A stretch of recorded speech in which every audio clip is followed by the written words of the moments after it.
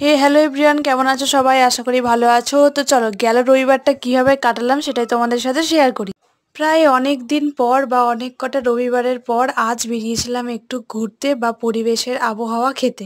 তোমরা কি ভাবছো কোনো বাগানের মধ্যে ঘুরতে যাচ্ছি? হ্যাঁ, বাগানের মধ্যেই ঘুরতে যাচ্ছি বলতে পারো। কয়েকটা মন্দির, এই আম গাছপালার জঙ্গল ঝাড় পেরিয়ে যাচ্ছি এক মায়ের মন্দিরে পুজো দেখতে। প্রতি বছরের মতো এই বছরও আমাদের গ্রাম থেকে বা আমাদের 10 থেকে এই বাগানের মধ্যে একটা বেলপুকুর আছে, আর সেই বেলপুকুরের পাশে আমাদের এক বুড়িমার মন্দির আছে। সেখানে আজকে পুজো হচ্ছে, সেখানে আমি আর কাকিমা যাচ্ছি। যারা আমার ভিডিও প্রথম থেকে দেখে আসো তো তারা বুঝতে পারবে আমি কোন মন্দিরের কথা বা কোন বুড়িমার কথা বলছি।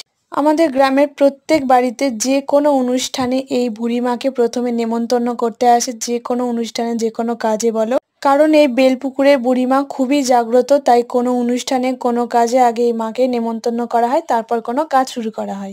নিজেদের বাড়ি ছাড়া 10 বা গ্রাম থেকে একটা পুজো হয়, সেই পুজোতেই আজকে এসেছি। কিছুক্ষণ পুজো দেখার পর আমি আর কাকিমা চারপাশটা ঘুরছিলাম, আর ঘুরতে ঘুরতে তো একটা আম পেয়ে গেছি, সেটাই কাকিমা দেখাচ্ছিল।